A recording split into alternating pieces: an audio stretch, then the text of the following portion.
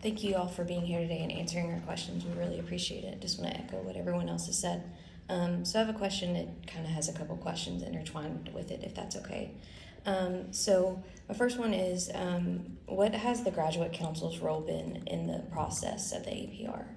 And then along with that, why hasn't the why hasn't the Undergraduate Curriculum Committee on the Faculty Senate been involved in this?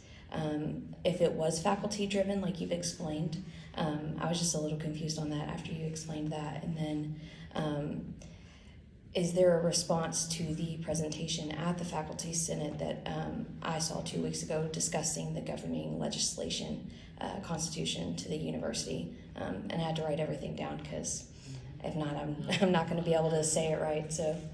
If you want to respond to that, because the answer to your question is yes, we've been thinking about it and examining. So there is a number of different policies at the university constitution, faculty senate, all sorts of things. We are following policy, so I've engaged with faculty. Senate is informed. Again, as the chancellor said, we had a faculty and staff task force who developed the rubrics. I've kept faculty senate informed. The Graduate Council and the University Curriculum Committee will be engaged and will get their consultation once we have something to consult with them on. We currently do not have any recommendations by the deans to consult with them on. And so that will happen after the recommendations come. I don't know that I answered all your questions though, because there were many of them. Yeah. Did I capture everything or do you want to restate them? Yeah.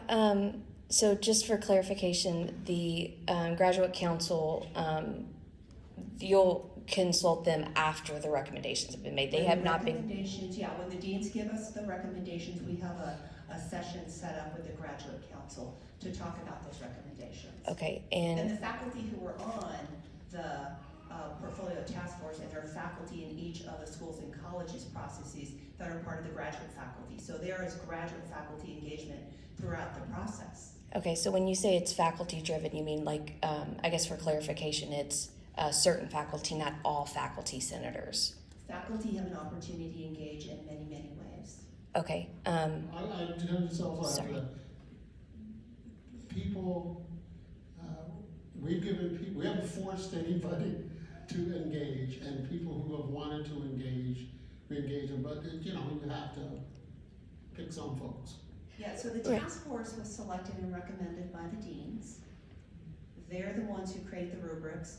They provided a number of forums so faculty could respond and engage. We modified the rubrics as a result of those engagements. Engagements of faculty are happening in the schools and colleges in phase 2 right now.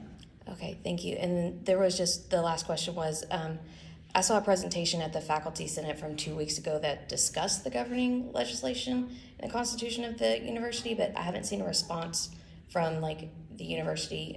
Is there a response by any chance? Andrew, were you there? I was not at that Senate meeting. I was. Was there a question? Yeah, can you say a little bit more about? Yeah, so I believe it was. Questions? Yeah, no problem. Thanks. So there was a presentation by, I believe it was Dr. Parsons, about the governing legislation and the constitution of the university. I found it really interesting because it explained it a lot more to me as a graduate student, and I haven't seen any sort of response. I know there was a conversation that went on, but I haven't seen a response from the university. So. Can I just get a point of clarification? Yeah. What is it specifically about the governing policy that is in question? I'm just asking if there was a response from the university after the presentation. I don't remember what. So I think what you're asking is, so Dr. Parsons gave a presentation on the role of the Undergraduate Curriculum Committee in program discontinuation and consolidation at the undergraduate program level. The provost did provide to the Senate, in the person Tammy Graves, I believe, a written response, and to the Undergraduate Curriculum Committee, which is the way the Constitution, the faculty constitution, Senate Constitution puts it, is the agency of the university that is responsible for curricular matters. I won't speak for you, but I was in the meeting and what the response said. As soon as we have something to bring to you to consult on, we will. We don't know what's coming from the dean, so we don't have anything to bring you for consideration, and that's will happen at the meeting that's been scheduled for January the something. Yeah.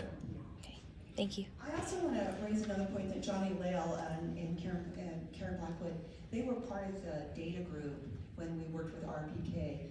Faculty representation was on that, including the faculty senate chair as well. So there has been faculty engagement throughout the process. You can use the word led, engagement, whatever the word is, but clearly there's been lots of ways that faculty have been involved. Has every faculty member been involved? No. Could they be engaged if they wanted to? Yes.